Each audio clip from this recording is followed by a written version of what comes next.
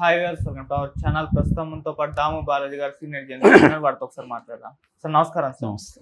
Sir రాజమండ్రిలో ఒక medico student Naganjali అనే ఒక అమ్మాయి సూసైడ్ చేసుకుంది సార్. ఇప్పుడు అక్కడ సెన్సేషన్ క్రియేట్ చేసింది. అంటే రెండు పొలిటికల్ పార్టీస్ వైసీపీ టీడీపీ మధ్య ఇది ఒక వార్లా కూడా మారిపోయింది.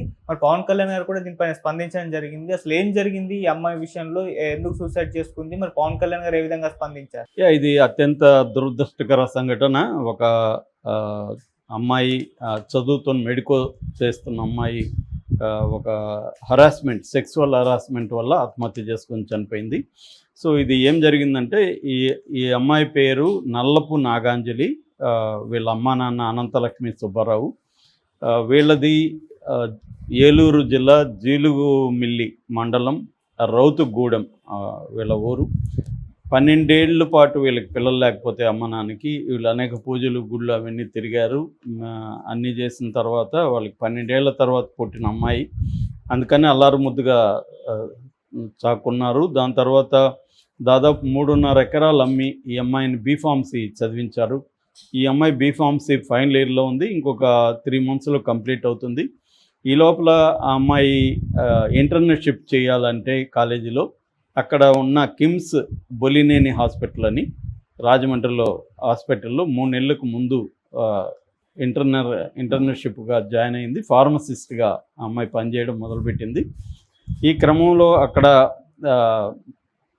ఏజీఎం ఉన్నాడు, అసిస్టెంట్ జనరల్ మేనేజర్. అతని పేరు దువ్వాడ మాధవరావు దీపక్. ఇతను కొద్దిగా అందంగా ఉంటాడు. ఇతనికి ఈ హాస్పిటల్ యాజమాన్యానికి బంధుత్వం ఉందని చెప్తున్నారు. ఇతనికి ఆల్రెడీ పెళ్ళయింది, బాబున్నాడు. ఇతని మామ, పిల్లనిచ్చిన మామ తెలుగుదేశంలో ఉంటాడు, తెలుగుదేశం నాయకులకి దగ్గరగా ఉంటాడు. ఈ హాస్పిటల్కి కూడా బంధువు. అలాగా ఇతనికి కొంత అమ్మాయిలు పిచ్చుంది. గతంలో కూడా ఇతను ఒక హోమియోపతి కాలేజీలో పనిచేసినప్పుడు అక్కడ ఒక లెక్చరర్ని, మహిళా లెక్చరర్ని కూడా వేధించారని చెప్పి ఇతన్ని డిబార్ చేశారు కాలేజీ నుంచి. ఆ తర్వాత 2015లో కేసు పెట్టారు. ఆ కేసు ఇప్పటికీ నడుస్తుంది. లాస్ట్ మంత్ కూడా ఇతను, అంటే 15 డేస్ బ్యాక్ కూడా ఇతను కోర్టుకు హాజరయ్యాడు ఆ కేసులో. అట్లాగే ఈ హాస్పిటల్లో కూడా డ్యూటీ డాక్టర్లను కావచ్చు, నర్సులను కావచ్చు ఇతను లైంగికంగా వేధించడం, తన అధికారాన్ని, తన బంధుత్వాన్ని ఉపయోగించుకొని వాళ్ళని లొంగ తీసుకోవడం, తర్వాత కోరికలు తీర్చుకొని వదిలేయడం, ఇలాంటివి చేస్తున్నాడు అనేది ఆరోపణలు ఉన్నాయి. ఈ సందర్భంలో ఏమైందంటే ఒక ఫంక్షన్ జరిగింది. ఆ ఫంక్షన్కి అమ్మాయి రెడ్ శారీ కట్టుకొని వెళ్ళింది ఫస్ట్ టైము. అప్పుడు అతని కంట్లో అమ్మాయి పడింది. అరే ఎవరు ఈ అమ్మాయి బాగుంది, నేను ఇన్ని రోజులు గమనించలేదే అన్నట్టుగా అతను అప్పటి నుంచి ఈ అమ్మాయితో స్నేహం చేయడం మొదలుపెట్టాడు. ఈ అమ్మాయిని ప్రేమిస్తున్నానని వెంటపడ్డాడు. దాంతో ఈ అమ్మాయి కూడా అతని ఓకే చెప్పింది. తర్వాత పెళ్లి చేసుకుంటాను నిన్ను, నాకు నా భార్య అంటే ఇష్టం లేదు, త్వరలో విడాకులు ఇస్తున్నాను, నిన్ను పెళ్లి చేసుకుంటానని ఈ అమ్మాయిని నమ్మించాడు.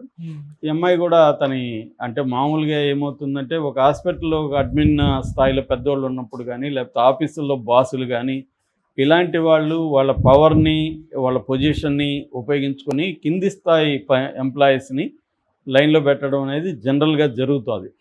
సో వీళ్ళు కూడా ఏమనుకుంటారంటే ఒక అథారిటీ ఫిగర్ కాబట్టి వీళ్ళకి కూడా అట్రాక్షన్ కలుగుతుంది, పైగా అందంగా కూడా ఉన్నాడు. అలాగా ఇతను మొత్తానికి ఆమెని పెళ్లి చేసుకుంటాననేది చేసి వీళ్ళిద్దరూ ఫిజికల్గా కలవడం మొదలుపెట్టారు.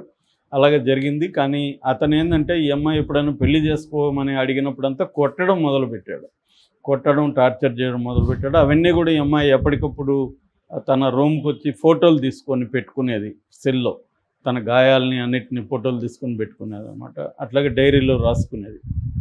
అలాగా ఈ అమ్మాయి, అంటే ఇతను, అంటే నేను ఇప్పుడు ఇతనికి యాంటీగా బయటకు వస్తే ఆయనకు ఒక భార్య ఉంది, కొడుకున్నాడు కదా, వాళ్ళ ఫ్యామిలీ ఇది అవుతుంది, మనం చేయకూడదు అని అమ్మాయి సహిస్తూ వచ్చింది. కానీ ఇది ఇతనిది ఎక్కువైపోయింది రాను రాను. లాస్ట్ మంత్ మే 23న ఈ అమ్మాయి ఫైనల్గా అడిగింది నన్ను పెళ్లి చేసుకుంటావా లేదని. అతను చాలా బండబూతులు తిట్టాడు.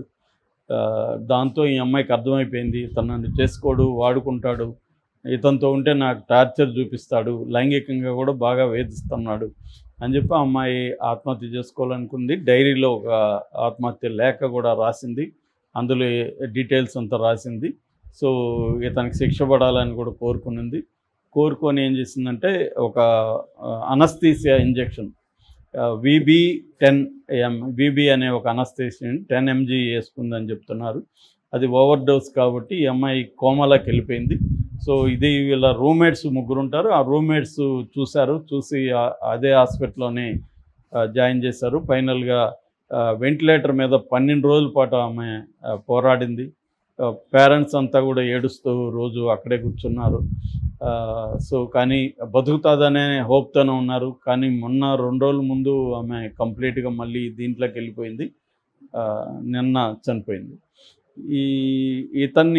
ఈ దీపక్ అనే అతన్ని ఈ కేసుని ఏమంటే ఈ హాస్పిటల్ యాజమాన్యం సరిగా డీల్ చేయలేదు. మామూలుగా అయితే ఇలాంటివి జరిగినప్పుడు ఇమ్మీడియట్గా దీన్ని మెడికో లీగల్ కేసు పెట్టాలి, సెక్షన్ పెట్టి అతన్ని, ఎందుకంటే డైరీలో అమ్మాయి రాసింది కూడా. అట్లాగే వీళ్ళ నాన్న సుబ్బారావు కూడా కంప్లైంట్ ఇచ్చాడు, మా అమ్మాయి ఇలా చేసుకోవడానికి కారణం ఈ దీపక్ అని. కానీ దీపక్ని 27 వరకు అరెస్ట్ చేయలేదు, 23 జరిగితే ఈ లోపల వైసీపీ వాళ్ళు రంగంలో దిగారు. వాళ్ళు ఆందోళన చేయడం మొదలుపెట్టారు. వరుదు కళ్యాణి ఎమ్మెల్సీ ఆమె చాలా గట్టిగా పవన్ కళ్యాణ్ నిలదీసింది. నేను అండగా ఉంటాను, ఒక్కొక్కడు అమ్మాయిల జోలికి వస్తే తోలు తీస్తానని మాట్లాడతావు, ఇప్పుడు నువ్వు ఆ దీపక్ తోలు ఎందుకు తీయట్లేదని ఆమె కళ్యాణ్ ప్రశ్నించింది. దాంతో ఆమె చనిపోయినాక ఇప్పుడు కళ్యాణ్ స్పందించాడు. నిన్న పవన్ కళ్యాణ్ స్పందించి పోలీసులు సీరియస్గా తీసుకోవాలి అని చెప్పాడు. దీంతో ఒక్కసారిగా ఎప్పుడైతే వైసీపీ వాళ్ళు దీన్ని ఇష్యూ చేయడం మొదలుపెట్టారో ఒక్కసారిగా వీళ్ళు కూడా కదిలారు. అనిత కదిలింది. వీళ్ళు శవ రాజకీయం చేస్తున్నారని పవన్ కళ్యాణ్ కూడా వైసీపీ వాళ్ళని విమర్శించాడు. సో ఇప్పుడు వీళ్ళు కదిలారు. కదిలి అతన్ని అరెస్ట్ చేశారు. కానీ ఇప్పటి వరకు కూడా 27న అరెస్ట్ చేస్తే ఈరోజు 5వ తేదీ మామూలుగా పోలీసులు అరెస్ట్ చేయగానే పిటిషన్ ఏమేస్తారు, కస్టడీ పిటిషన్ వేస్తారు. ఇప్పటి వరకు కూడా కస్టడీ వేయలేదు, వేస్తామని చెప్తున్నారు అనేది అంటున్నారు. సో కస్టడీ పిటిషన్ వేయాలి, దీన్ని సమగ్రంగా విచారించాలి. నిజంగా సమగ్రంగా విచారిస్తారా అనేది, ఎందుకంటే వీళ్ళు పేదలుగా కనిపిస్తున్నారు ఈ అమ్మాయి వాళ్ళు. అతనేమో రిచి అండ్ అధికారంలో ఉన్న తెలుగుదేశం పార్టీకి దగ్గరగా ఉన్న వ్యక్తులు.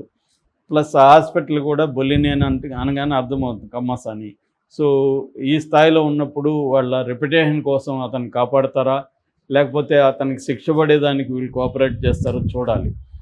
ఎందుకంటే గతంలో కూడా పవన్ కళ్యాణ్ మనకి సుగాలి ప్రీతి విషయంలో ఇప్పుడు అంటున్నాడు కానీ ఆయన శవ రాజకీయాలని, పవన్ కళ్యాణ్ చేసినది కూడా అదే కదా. ఎవరైనా ప్రతిపక్షాల పని ఏదైనా ఒక అన్యాయం జరిగినప్పుడు పోరాడాలి. శవమా గేవమా అనేది పక్కన పెడతారు, అందరూ అదే పని చేస్తారు.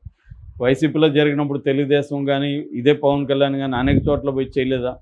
ఇష్యూ ఏంటంటే వాళ్ళు ఏం చేస్తున్నారు అనేది కాకుండా మనం ఏం చేస్తున్నాం, అధికారంలో ఉన్నాం, మనం ఏం చేస్తున్నాం అనేది ఇంపార్టెంట్. సుగాలి ప్రీతి విషయంలో 8 నెలలు అయింది ఇతను హామీ ఇచ్చి, అంటే అధికారంలోకి వచ్చి 10 నెలలు అయింది. ఇప్పటికి కూడా సుగాలి ప్రీతి విషయానికి సంబంధించి సిబిఐ కూడా విత్డ్రా చేసుకునింది. కానీ పవన్ కళ్యాణ్ దాని మీద నోరు మీద పట్టలేదు. ఒకప్పుడు దాని మీద పెద్ద ఉద్యమం చేశాడు పవన్ కళ్యాణ్. సో ఇదేంటంటే అధికారంలో ఉన్నప్పుడు ఒక రకంగా బిహేవ్ చేయడం, ఇష్యూల్ని దేనైనా వాడుకోవడం కనపడుతుంది. కానీ నిష్పక్షపాతంగా ఈ కేసులో న్యాయం జరుగుతుందా ఈ నాగాంజలికి అనేది డౌటే. ఎందుకంటే అవతల రాజకీయాలు ఉన్నప్పుడు ఇది మెల్లగా నీరుగారు చేస్తారు పోలీసులు, హాస్పిటల్, ఇదంతా కూడా. రెండోది అదే హాస్పిటల్లో వైద్యం సరిగా అందిందా లేదన్న డౌట్లు కూడా చాలామందికి వస్తున్నాయి. సో ఇంకొక డౌట్ ఏంటంటే